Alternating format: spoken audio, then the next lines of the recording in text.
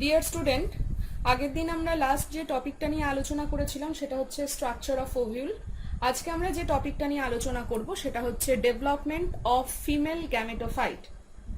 Development of female gametophyte, যার another term হচ্ছে মেগাস্পোরোজেনেসিস। The process of formation of megaspore from the megaspore mother cell is known as megasporogenesis. যে পদ্ধতিতে megaspore mother sell থেকে megaspore formation হয়, যে পদ্ধতিতে, তাকে আমরা বলবো হচ্ছে মেগাস্পোরোজেনেসিস। Initially, a subepidermal or hypodermal cell in the micropylar region of nucellus differentiate as archisporial cell. আগের দিনের যে ছবিটা আমি দেখিয়েছিলাম সেখানে দেখো এখানকার যে এমএমসি সেল বলে দেখো ইন্ডিকেট করা আছে, এমএমসি সেল, এই এমএমসি সেল থেকে পরবর্তীকালে ফর্মেশন হয় হচ্ছে মেগাস্পোর।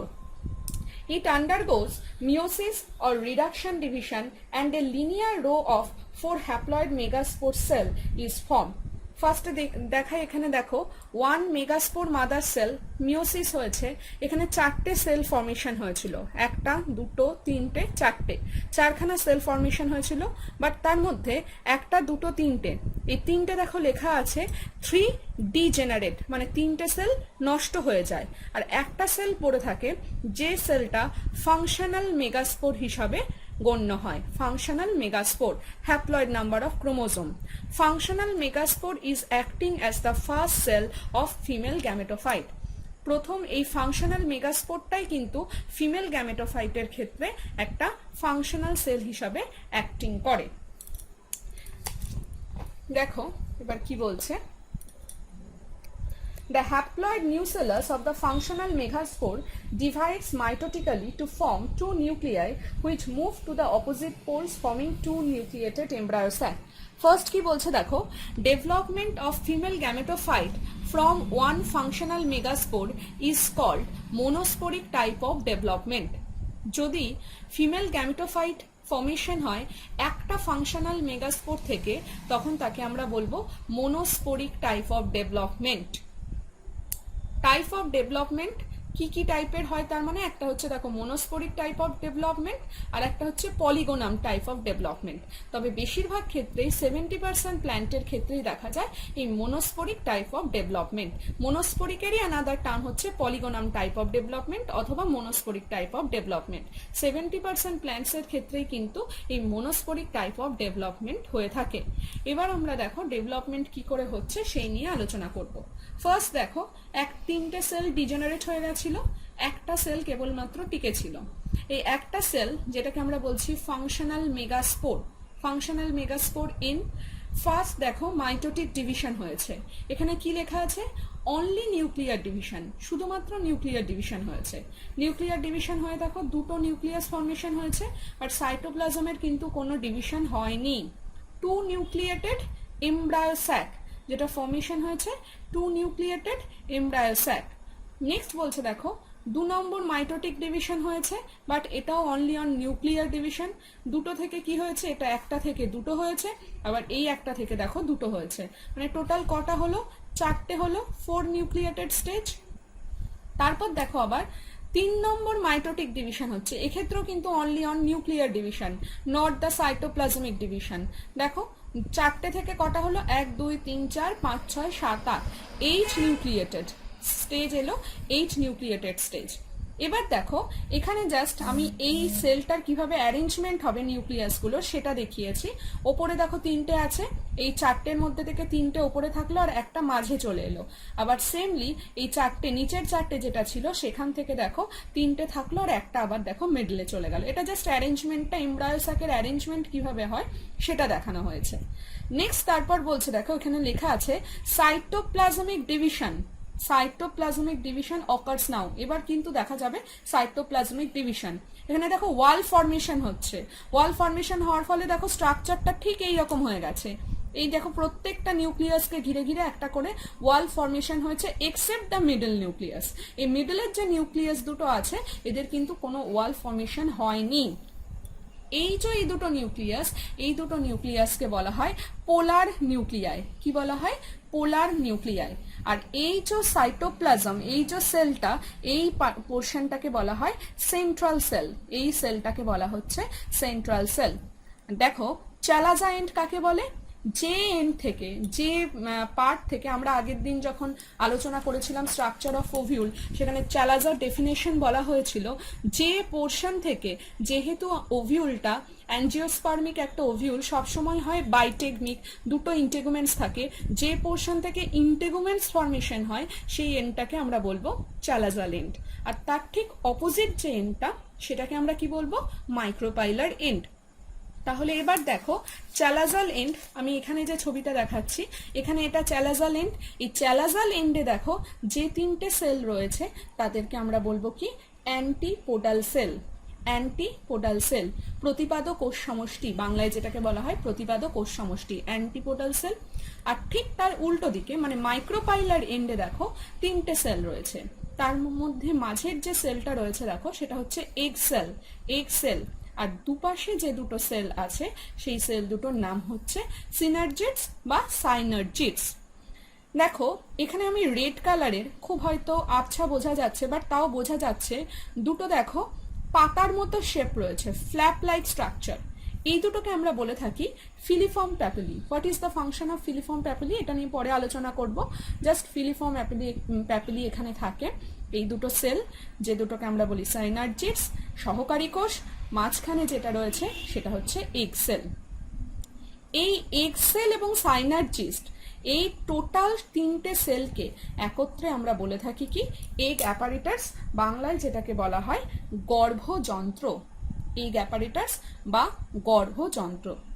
এই যে স্টেজটা, এই স্টেজটা ভালো করে ফলো করে দেখো কটা সেল আছে। ফার্স্টে দেখো একটা, দুটো, তিনটে, চারটে, পাঁচটা, ছটা, মাঝেরটা একটাই সেল, সেন্ট্রাল সেল, সাতটা। তার মানে 7 সেলড, বাট একটা, দুটো, তিনটে, চারটে, পাঁচটা, ছটা, সাতটা, আটটা, 8 nucleated cell. 7 celled and 8 nucleated stage হচ্ছে গিয়ে পার্টিকুলারলি এই এমব্রায়ো স্যাকের যে স্টেজটা, এটাকে আমরা বলবো কি? 7 সেল অ্যান্ড 8 নিউক্লিয়েটেড স্টেজ।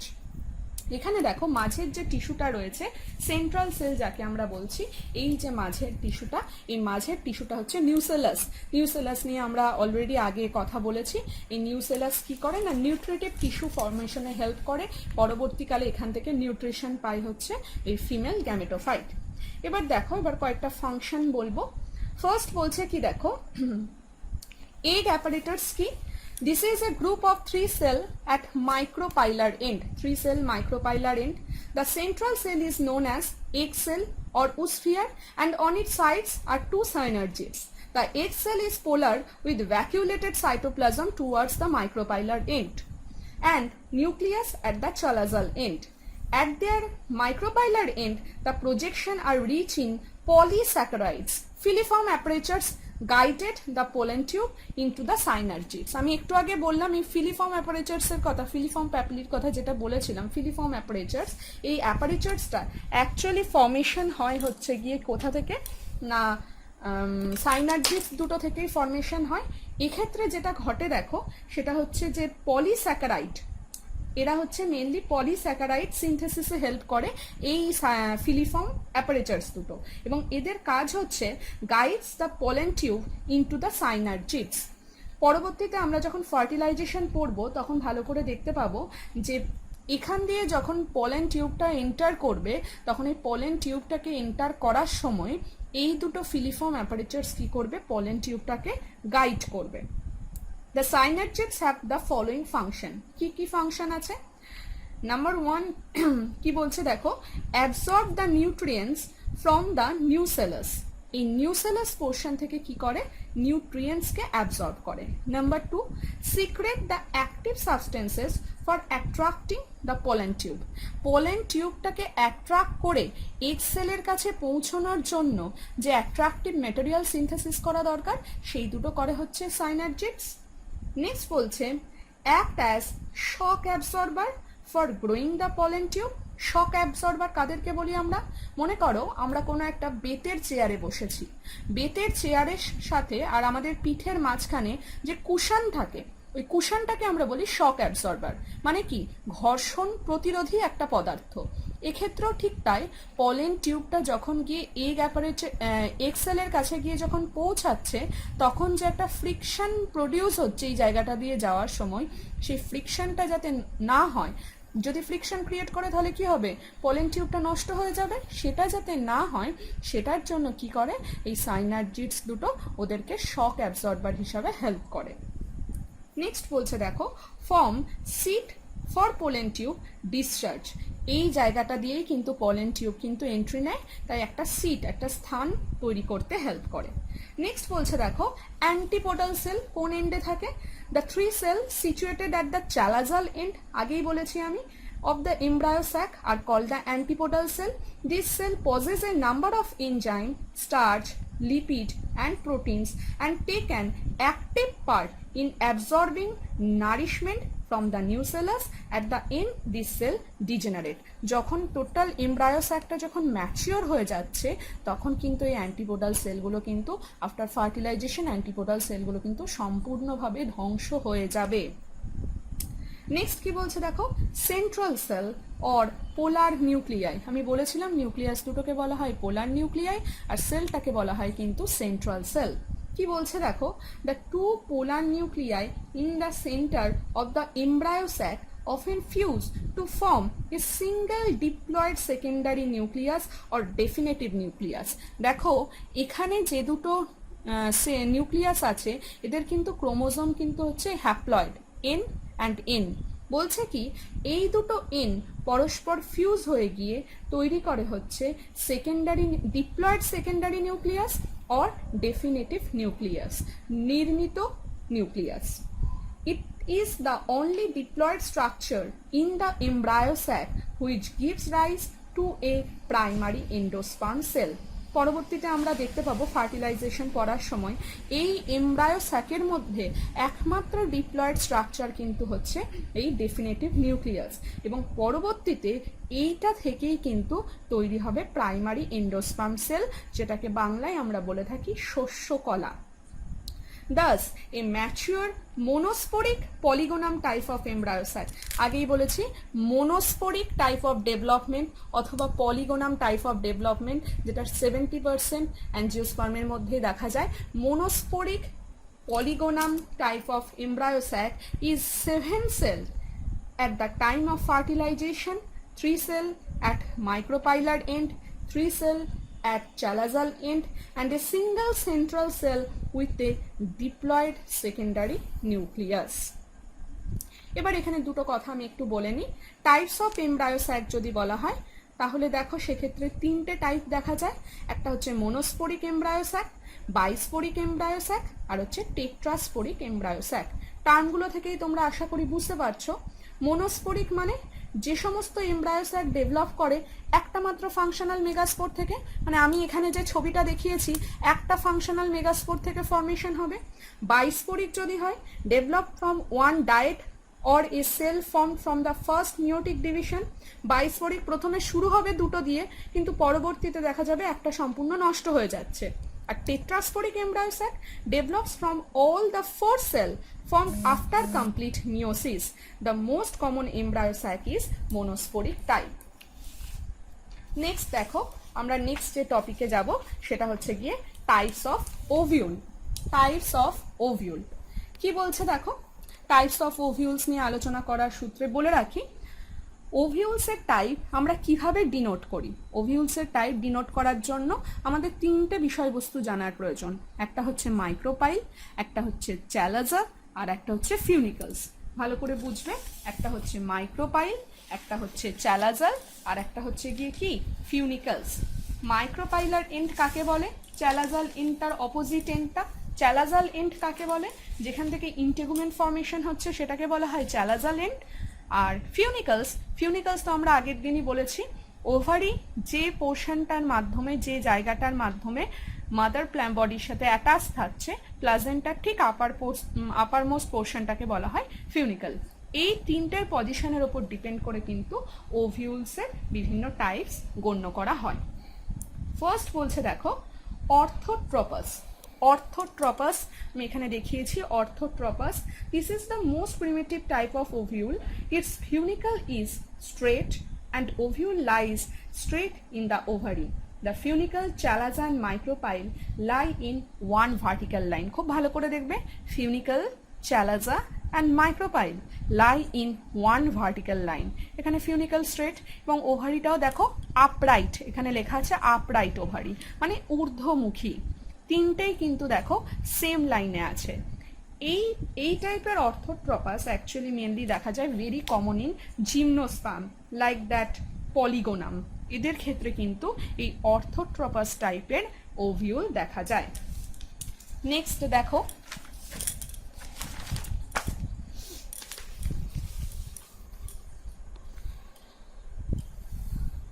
অ্যানাট্রোপাস। কি বলছে? This is the most common type of ovule. In it, the body of an ovule is inverted and micropyle lies close to the hilum. The funicle is scarred at the apex and fused with the integuments forming the raphe. The micropyle and chalaza lie in one vertical line. Micropyle and chalaza lie in one vertical line. দেখো ফিউনিকলস যেটা আছে সেটা ঠিকঠাকই ছিল, but চ্যালাজা R micropyle আগের যেটা পড়লাম অর্থোট্রপাস, তাকে যদি ইনভার্টেড করে দেওয়া হয় তাহলেই দেখো চলে আসবে অ্যানাট্রোপাস। এক্ষেত্রে চ্যালাজা আর মাইক্রোপাইল একটা ভার্টিক্যাল লাইনে থাকবে, বাট ফিউনিকলস কিন্তু থাকবে না। এটাকে ইনভার্টেড ওভিউল বলা যায়। Most common in angiosperm. আগেরটা অর্থোট্রপাস যেটা সেটা হচ্ছে মোস্ট কমন ইন জিমনোস্পার্ম, আর অ্যানাট্রোপাস হচ্ছে most common in angiosperm. Next কি বলছে দেখো হেমি অ্যানাট্রোপাস। হেমি অ্যানাট্রোপাস কি বলছে? Hemi anatropous, in this type ovule lies transversely at right angle, transversely at right angle over the stalk of the funicle which is attached to ovule somewhat midway. The micropyle and chalaza lie in the transverse line instead of vertical line. দেখো chalaza আর micropyle কিন্তু T S section, আমরা ট্রান্সভার্সলি যখন section করি কোনো কিছুর ঠিক এইভাবেই কিন্তু কাটা হয়, আর এটা হচ্ছে লঙ্গিটিউডানাল সেকশন। তো এক্ষেত্রে দেখো ফিউনিকলস কিন্তু রাইট অ্যাঙ্গেলে আছে, আর chalaza আর micropyle কিন্তু দেখো একটা ট্রান্সভার্স লাইন বরাবর আছে। এটাকে আমরা বলবো হেমি অ্যানাট্রোপাস। এখানে কিন্তু অতি অবশ্যই প্রত্যেকটা টাইপসের সাথে সাথে একটা করে এক্সাম্পল কিন্তু অতি অবশ্যই মুখস্থ করতে হবে। নেক্সট যেটা বলছে দেখো হেমি অ্যানাট্রোপাসের পর ওরা যেটা নিয়ে আলোচনা করেছে সেটা হচ্ছে ক্যামাইলোট্রপাস। ক্যামাইলোট্রপাস কি? ক্যামাইলোট্রপাস বলছে দেখো 4 number point, campylotropous, the body of ovule is curved or bent like a horseshoe, so that micropyle, funicles and chalaza come to lie at one pole and funicle does not fuse with the integuments. দেখো আগের যে ছবিটা ছিল সেটার সাথে এটার পার্থক্যটা কি দেখো, এখানে ছিল একটা ট্রান্সভার্স লাইন বরাবর ছিল, আর এটাও দেখো চ্যালাজা আর মাইক্রোপাইল এটা ট্রান্সভার্স লাইনে না থেকে দেখো খানিকটা অ্যাঙ্গুলার হয়ে গেছে। এই শেপটা দেখো খানিকটা অ্যাঙ্গুলার হয়ে গেছে। এটাকে বলছে দেখো ক্যামাইলোট্রপাস। নেক্সট কি বলছে দেখো অ্যামফিট্রপাস। অ্যামফিট্রপাস কি বলছে? The body of ovule, amphitropous, the body of ovule as well as the embryo sac are carved so that the hilum, chalaza and micropyle lie in close proximity. আর নেক্সট 6 নম্বর point যেটা বলেছে সেটা হচ্ছে দেখো সার্সিনোট্রপাস। Sarsinotropus ki, the ovule is straight with the micropyle facing upwards. Facing upwards. The funicle is an elongated, coiled, and it completely encircle the ovule. দেখো encircle করে রয়েছে, ঘিরে রয়েছে সম্পূর্ণভাবে। Initially, the ovule is orthotropous, but later on become inverted due to the unilateral growth of funicles. এটা কিন্তু দেখো unilateral growth, একটা সাইড বরাবর গ্রোথটা হয়েছে ইউনিল্যাটারাল গ্রোথ, এটাকে আমরা বলবো সার্সিনোট্রপাস। এই গেল আমাদের টাইপস অফ ওভিউলস। 6টা টাইপ নিয়ে আমরা আলোচনা করলাম। নেক্সট আমরা যে টপিকটা নিয়ে আলোচনা করব সেটা হচ্ছে পলিনেশন।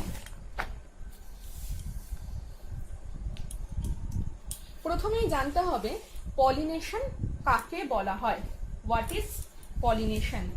তার জন্য ডেফিনেশনটা পড়তে হবে, হোয়াট ইজ পলিনেশন। তার আগে বলে রাখি একটা কথা, সেটা হচ্ছে মেল আর ফিমেল গ্যামেটোফাইটের ডিফারেন্স কিন্তু অতি অবশ্যই রেডি করবে। পলিনেশন কি বলছে দেখো, pollination is the transfer of pollen grains from anther to stigma of same flower or different flower of same species or different species. Pollen গ্রেনগুলো যখন ট্রান্সফার হচ্ছে কোথা থেকে, অ্যান্থের থেকে স্টিগমাতে, of same flower or different flower, হতে পারে same species, হতে পারে ডিফারেন্ট স্পিসিস। পলিনেশনকে আমরা দুটো ভাগে ভাগ করি। কি কি ভাগে ভাগ করি? একটা হচ্ছে সেলফ পলিনেশন আর একটা হচ্ছে ক্রস পলিনেশন। সেলফ পলিনেশন আর ক্রস পলিনেশন। সেলফ পলিনেশন কাকে বলি?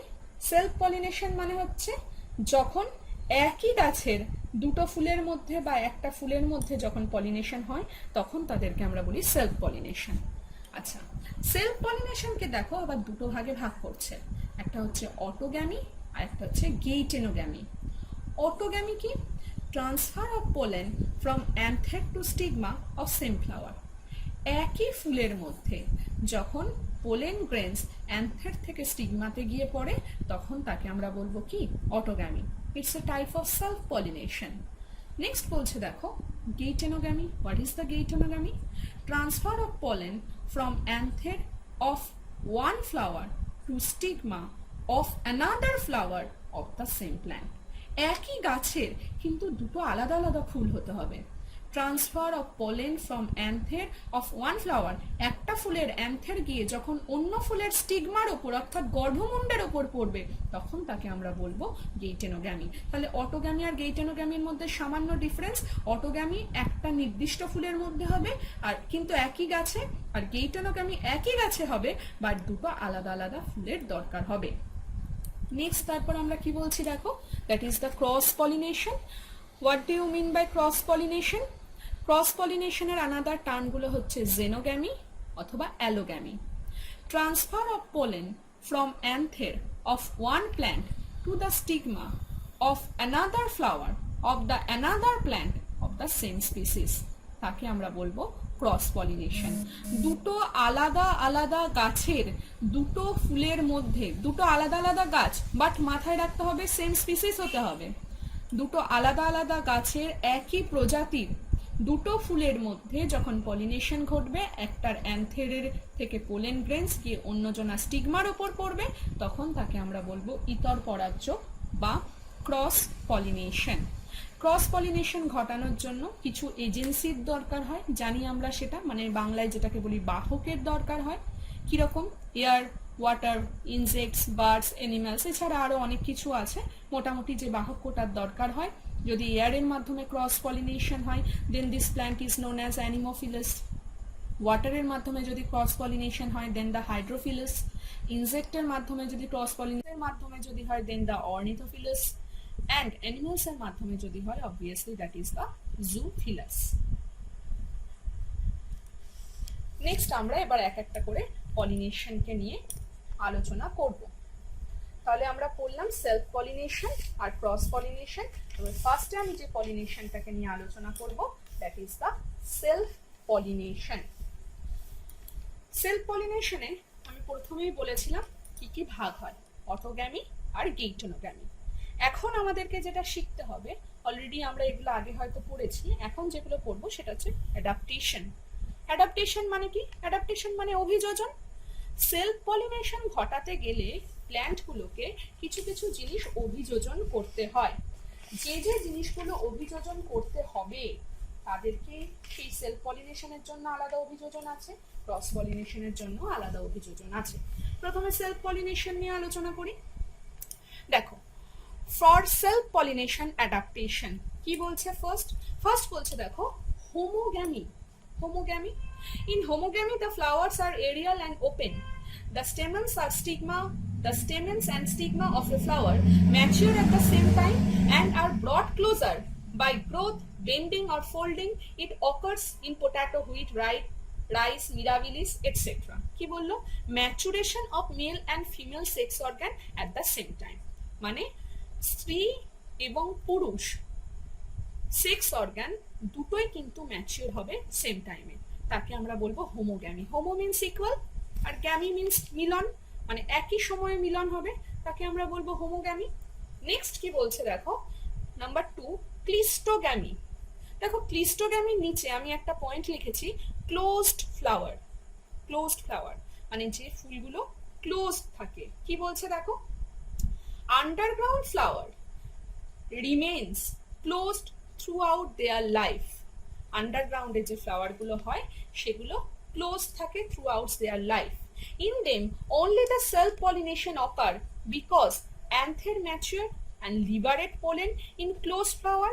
These flowers are very small, inconspicuous, colorless, odorless and without the nectar because they need not attract insect for pollination. আমি এখানে দেখো একটা ছবি এঁকেছি, যেখানে দেখো একটা ফ্লাওয়ার, একটা পেটাল, মাঝে আছে স্টাইল, দুপাশে আছে ফিলামেন্ট। তার মানে বুঝতে পারছো মেল আর ফিমেল সেক্স অর্গানগুলো কিন্তু এই পেটালস দিয়ে টোটালি কভার্ড। সেই কারণে বলা হয়েছিল কিন্তু দে আর দ্য ক্লিস্টোগ্যামি, ক্লোজড গ্যামি, মানে মিলন হচ্ছে ক্লোজলি, এরা থাকে কোথায়? আন্ডারগ্রাউন্ড। এখানে এক্সাম্পল দেওয়া হয়েছে দেখো, অক্সালিস, ভায়োলা, কামেলিনা। এরা দু ধরনের ফ্লাওয়ার প্রোডাকশন করে, একটা হচ্ছে ক্লিস্টোগ্যামাস ফ্লাওয়ার আর একটা হচ্ছে চ্যাজমোগ্যামাস ফ্লাওয়ার। এই ক্লিস্টোগ্যামেরই আবার দুটো পার্ট, ক্লিস্টোগ্যামাস ফ্লাওয়ার আর চ্যাজমোগ্যামাস ফ্লাওয়ার। ক্লিস্টোগ্যামাস ফ্লাওয়ার ক্লোজ টাইপ, এদেরই মধ্যে ক্লোজ টাইপ। চ্যাজমোগ্যামাস ফ্লাওয়ার কিন্তু আবার এদের মধ্যে হচ্ছে ওপেন টাইপ, এরিয়াল ফ্লাওয়ার যেগুলোকে বলা যেতে পারে।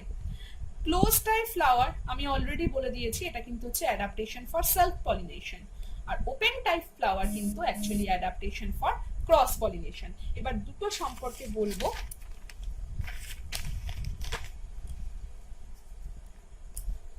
Chasmogamous flower কি বলছে দেখো, aerial flower which open like normal flower. These flowers later become clistogamous in order to ensure the fruit formation.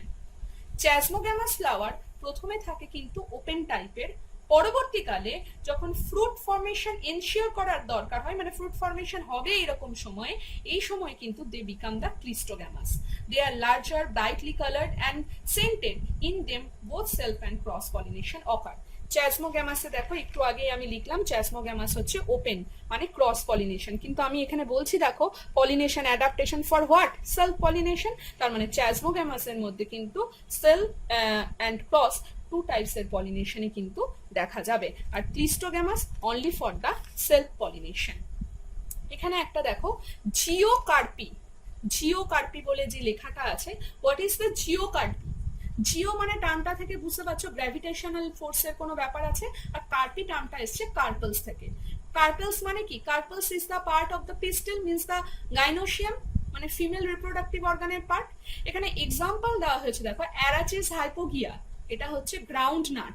আমরা যে বাদামগুলো খাই, যে চীনা বাদাম আমরা খাই, সেগুলো কোথায় হয়? মাটির তলায় হয়।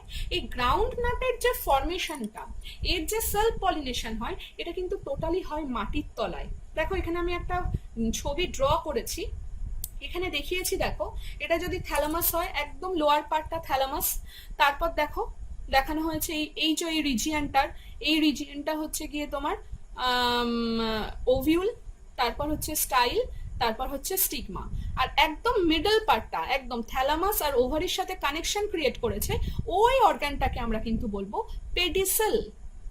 যখন ম্যাচিওর হবে এই পার্টটা, দেখো থ্যালামাস থ্যালামাসের জায়গায় আছে, এই পেডিসেল পার্টটা কিন্তু পুরো বেন্ড হয়ে এই ওভারিটাকে দেখো মাটির তলাতে ঢুকিয়ে দিয়েছে।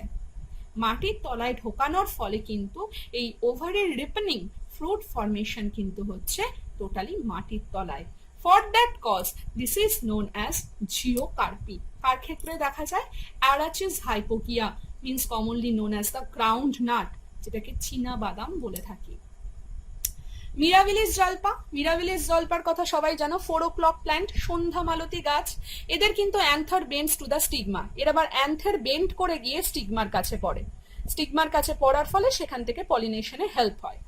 নেক্সট দিয়েছে দেখো ভিনকারোজিয়া। ভিনকারোজিয়ার ক্ষেত্রে পার্টিকুলারলি যে জিনিসটা দেখা যায়, এদের দেখো একটা ক্লোজড ফ্লাওয়ার, এখানে পেটালস রয়েছে, পেটালস দেখো ভেতরে রয়েছে অ্যান্থের, অ্যান্ড ভেতরে রয়েছে দেখো গাইনোসিয়াম স্টাইল আছে, এখানে দেখো স্টিগমা আছে। স্টিগমাটা দেখো এখানে যে ছবিটা ড্র করা হয়েছে, প্রথমে দেখো এই সিচুয়েশনে ছিল হচ্ছে গিয়ে স্টিগমা প্রথমে, যখন ম্যাচিওর হলো হয়ে হয়ে আস্তে আস্তে গিয়ে কিন্তু এ পৌঁছে গেল কাদের কাছে, এই অ্যান্থেরের কাছে। এই অ্যান্থের নিজের জায়গা থেকে সরবে না, সরবে কিন্তু হচ্ছে এই স্টিগমাটা, ও গিয়ে দেখো অ্যান্থেরের কাছে পৌঁছে গেল। Style grows up after the maturation, Vinca rosea, এগুলোও কিন্তু হচ্ছে সমস্ত কিছু হচ্ছে কিন্তু এই ক্লিস্টোগ্যামাস ফ্লাওয়ারের ক্ষেত্রে। আর নেক্সট বলছে দেখো সোলানাম টিউবারোসাম। সোলানেসি ফ্যামিলির যত গাছ আছে, টমেটো অ্যান্ড পোট্যাটো বোথের ক্ষেত্রেই দেখা যায় যে জিনিসটা, সেটা তোমরা ভালো করে দেখলে হয়তো বুঝতে পারবে। Coiling the stigma around the anther, এর যে অ্যান্থেরটা যে থাকে, অ্যান্থেরকে কয়েল করে করে স্টিগমাটার ডেভেলপমেন্ট হয় অটোমেটিক্যালি। তার মানে স্টিগমাটা গিয়ে পৌঁছায় অ্যান্থেরের কাছে, সেখান থেকে পোলেন গ্রেনস আর স্টিগমার মধ্যে ফিউশনটা ক্রিয়েট করে। এই হলো গিয়ে ক্লোজ ফ্লাওয়ার অর্থাৎ সেলফ পলিনেশনের কিছু কিছু অ্যাডাপ্টেশন নিয়ে আমরা এখানে আলোকপাত করলাম। নেক্সট ডে আমরা নেক্সট যে টপিকটা নিয়ে আলোচনা করব, that will be the cross pollination adaptation. আজকে সেলফ পলিনেশন অ্যাডাপ্টেশন নিয়ে আলোচনা করলাম, নেক্সট যেদিন বলবো সেটা হচ্ছে cross pollination adaptation. Thank you.